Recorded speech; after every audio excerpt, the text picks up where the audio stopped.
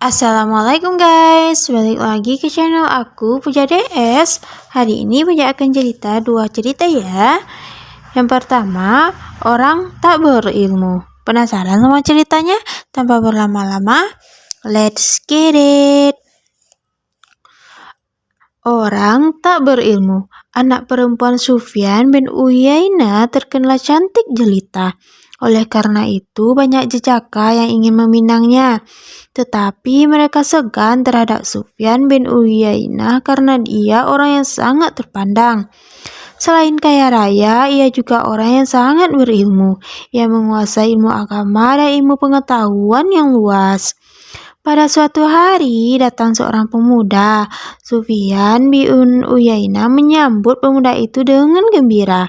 Pemuda itu adalah kemenakannya, yaitu anak saudara lelakinya. "Apa maksudmu datang ke rumah pamanmu ini?" tanya Sufyan bin Uyainah kepada kemenakannya itu. "Jika diperkenankan, saya akan meminang putri paman," jawab muda itu. "Oh, itu sangat menggembirakan pamanmu ini. Kalian memang pasangan yang sepadan." Pemuda itu gembira bukan main. Ternyata meminang gadis impiannya mudah sekali. Tak seperti yang dibayangkan semula. Tetapi apa benar begitu? "Duduklah yang santai," kata Sufyan bin Uyainah kemudian. "Diriwayatkan kepadaku 10 hadis Rasulullah." Pemuda itu terkejut. Ia memang orang Islam. Panutan orang Islam adalah Al-Quran dan hadis Rasulullah. Tetapi ia tidak tahu sebuah hadis pun. "Maaf, Paman, saya tidak bisa," kata pemuda itu berbata-bata.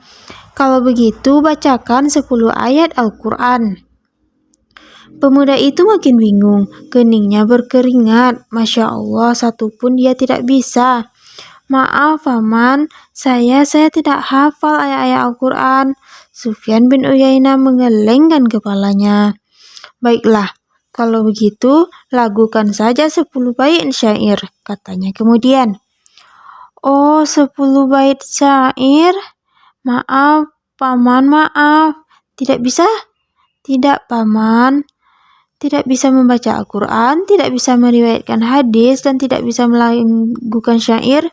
Bagaimana aku merelakan putriku untuk pemuda yang sama sekali tidak berilmu seperti kamu?" seru Sufyan bin Uyainah.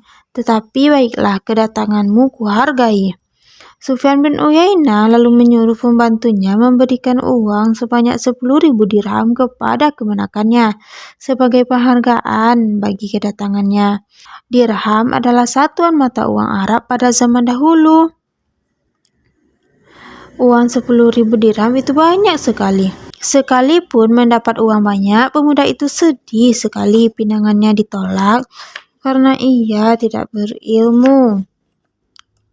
Selesai. Cerita pertama selesai ya guys. Cerita kedua berjudul Ketika Abu Umarah Sedang Marah. Kemahiran Abu Umarah menggunakan panah sukar dicari tandingannya. Ia seorang pemburu urung. Nama sebenarnya Hamzah bin Abdul Muttalib. Ia salah satu paman Rasulullah. Dipanggil Abu Umarah karena anak lelakinya bernama Umarah. Panggilan itu berarti ayah Umarah. Seorang perempuan hamba sahaya mencegat langkah Hamzah pada siang bolong. Ketika itu Hamzah baru pulang berburu. "Seandainya Anda tahu kemenakan Anda dihina orang, wahai Umarah," kata perempuan hamba sahaya itu. "Ada apa?" tanya Hamzah. "Kemenakan Anda dimaki-maki, dihina, dan diperlakukan sangat buruk. Seharusnya Anda membelanya." "Muhammad maksudmu?" "Ya, siapa lagi?" "Siapa yang menghinanya?" "Abu Hakam bin Hisham." Hamzah naik pitam. Abu Hakam bin Hisham itu tidak lain adalah Abu Jahal. Orang ini sudah 10 kali menghina, memaki, bahkan menyakiti Nabi Muhammad SAW. Kali ini tidak boleh dibiarkan. Hamzah pergi ke Ka'bah, membawa busur di tangan dan pedang di pinggang. Akan dicarinya Abu Jahal. Di dekat Ka'bah, Abu Jahal sedang tertawa-tawa.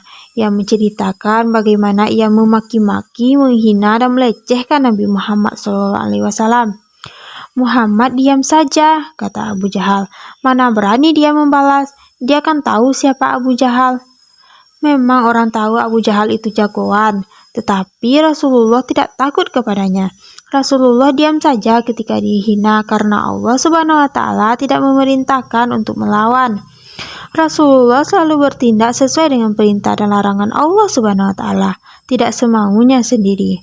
Tiba-tiba Hamzah muncul. Tanpa bicara apa-apa, Hamzah memukul kepala Abu Jahal dengan busur panahnya yang besar. Darah mengucur dari kepala Abu Jahal. Orang terkejut, Abu Jahal sampai terbengong-bengong mendapat serangan dadakan itu. "Kau menghina Muhammad!" seru Hamzah kepada Abu Jahal. "Ketahuilah olehmu Abu Hakam, aku membenarkan semua katanya, membenarkan agama ajarannya. Ayo lawanlah aku. Sekarang majulah." Orang-orang yang bersama Abu Jahal segera bergerak maju. Mereka akan mengeroyok Hamzah. Hamzah pun bersiaga. "Biarkan Abu Umarah," kata Abu Jahal. "Aku telah memaki-maki kemenakannya." Karena dicegah Abu Jahal, orang-orang itu tidak jadi mengeroyok Hamzah. Hamzah pun segera pergi dari tempat itu. "Apa yang dikatakannya itu? Ia telah membenarkan ajaran Muhammad?" tanya Abu Jahal setelah Hamzah pergi. Orang-orang heran, apa benar Hamzah telah masuk Islam? Sebenarnya Hamzah sendiri terkejut ketika mengucapkan itu, bahwa ia membenarkan agama ajaran Muhammad. Semalaman Hamzah tidak bisa tidur.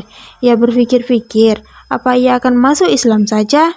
Meninggalkan agama nenek moyangnya yang menyembah berhala? Selama ini Hamzah tidak pernah membenarkan agama ajaran Muhammad kebenarannya itu. Tadi dia mengucapkannya karena sedang marah. Bagaimana ini?